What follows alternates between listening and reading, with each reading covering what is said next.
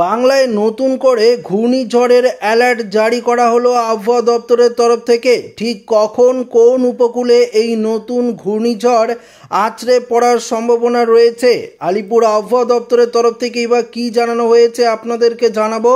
পাশাপাশি ভয়ঙ্কর ঝড় বৃষ্টিতে আবারও ভাসবে গোটা দক্ষিণবঙ্গ থেকে শুরু করে উত্তরবঙ্গ।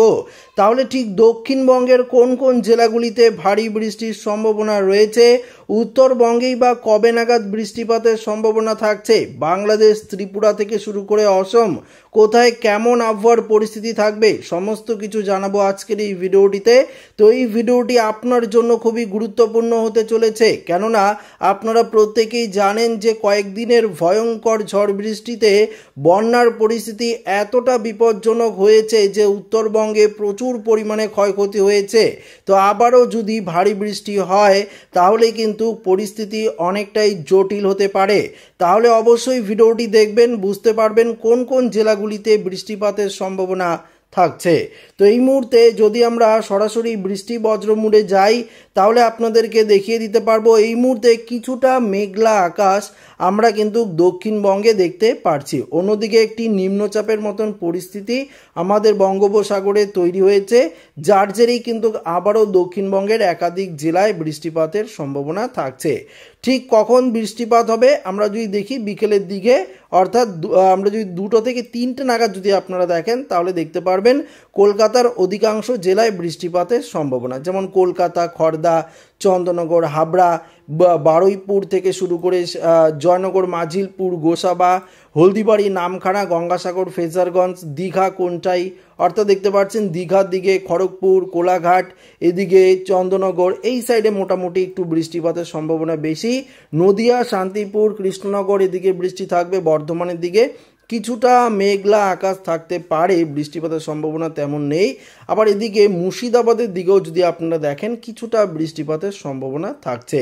তবে সবথেকে বেশি বৃষ্টিপাতের সম্ভাবনা থাকছে পার্শ্ববর্তী, আমরা দেখতে পাচ্ছি আমাদের পশ্চিমবঙ্গের পার্শ্ববর্তী যে রাষ্ট্র দেখতে পাচ্ছি বাংলাদেশের খুলনা, বরিশাল, ঢাকা, কুমিল্লা, মেহেরপুর, শৈলকুপা, যশোর, লোহাগড়া, মেদিনীপুর, মাথাবেরিয়া এদিকেও কিন্তু মোটামুটি বৃষ্টি থাকছে।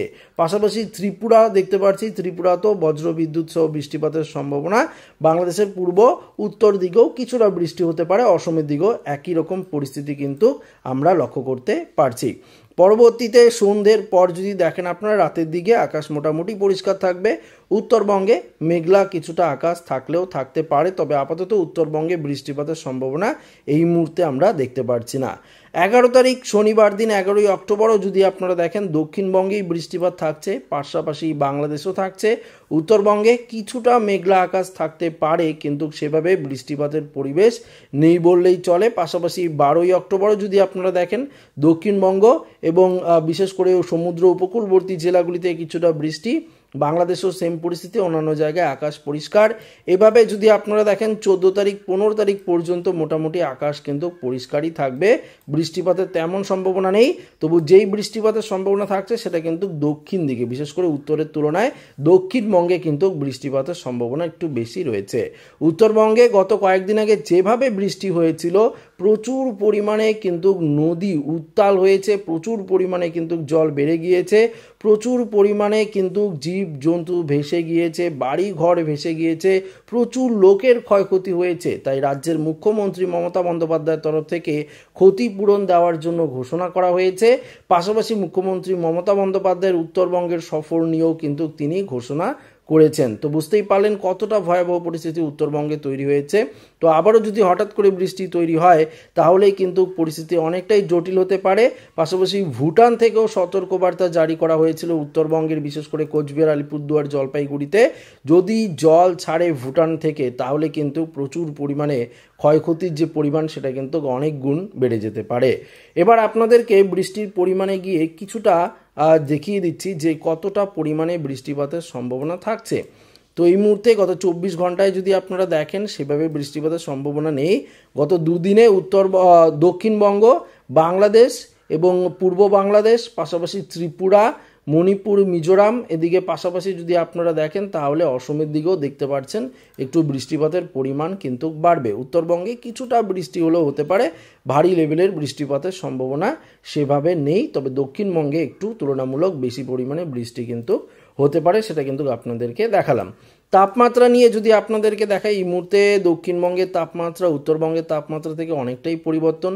দক্ষিণবঙ্গের কলকাতার দিকে তাপমাত্রা যদি আপনারা দেখেন বিশেষ করে এই মুহূর্তের আপডেটে, তাহলে দেখতে পারবেন কলকাতার দিকে যেহেতু বৃষ্টিপাতের সম্ভাবনা থাকছে, তাপমাত্রা এক ধাক্কায় অনেকটাই কিন্তু নিম্নমুখী রয়েছে তুলনামূলক উত্তরবঙ্গেই অনেকটা তাপমাত্রা ঊর্ধ্বমুখী আমরা লক্ষ্য করতে পারছি। অসম এদিকে উত্তর বাংলাদেশের দিকেও মোটামুটি তাপমাত্রা ঊর্ধ্বমুখী থাকছে, যেমন কলকাতার দিকে 27 ডিগ্রি দেখতে পাচ্ছেন আপনারা।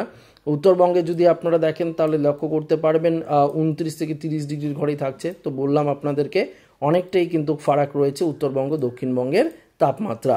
আসুন এবার যে নতুন ঘূর্ণিঝড় নিয়ে আলোচনা করছিলাম, প্রথমত সেই ঘূর্ণিঝড় নিয়ে একটু আপনাদেরকে আপডেট দেখিয়ে দিই, লাইভ আপডেট, তাহলে আপনারা পরিষ্কার বুঝতে পারবেন যে ঘূর্ণিঝড়ের যে লাইভ আপডেটটি সেটি ঠিক কোন দিকে যাবে, ঘূর্ণিঝড়টি এর পরিস্থিতি কতটা ভয়ঙ্কর হতে পারে সেটাও কিন্তু আপনাদেরকে দেখাবো। তো তার জন্য আমরা চলে যাব একদম শেষের দিকে। আমরা যদি ধরুন ওই 21, 22 তারিখ বা 23 তারিখ নাগাদ দেখি, তাহলে দেখতে পারবো একটি ঘূর্ণিঝড়ের পরিবেশ বঙ্গোপসাগরে তৈরি হবে। যে 21 তারিখের নাগাদ তৈরি হচ্ছে, 22 তারিখ এবং 23 তারিখে যদি আপনারা দেখেন তাহলে কিন্তু এটি একটি ঘূর্ণিঝড়ের তৈরি হচ্ছে, যেটি ক্রমশ একদম এদিকে চেন্নাই দিকে আমরা দেখতে পাচ্ছি, চেন্নাই, বিশাখাপত্তনম, ভুবনেশ্বর এদিকে কিন্তু যাওয়ার সম্ভাবনা থাকছে একটি ঘূর্ণিঝড়।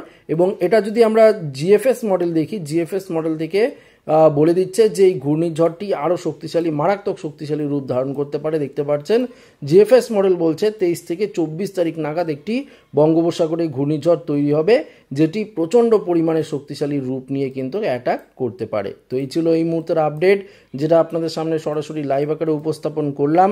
তো আশা রাখবো ভিডিওটি প্রত্যেকের ভালো লেগেছে। ভিডিওটি ভালো লাগলে অবশ্যই লাইক করবেন, বন্ধুর সাথে শেয়ার করবেন। যারা নতুন রয়েছেন, চ্যানেলটিকে সাবস্ক্রাইব করেননি, অবশ্যই চ্যানেলটিকে সাবস্ক্রাইব করে নেবেন। ধন্যবাদ।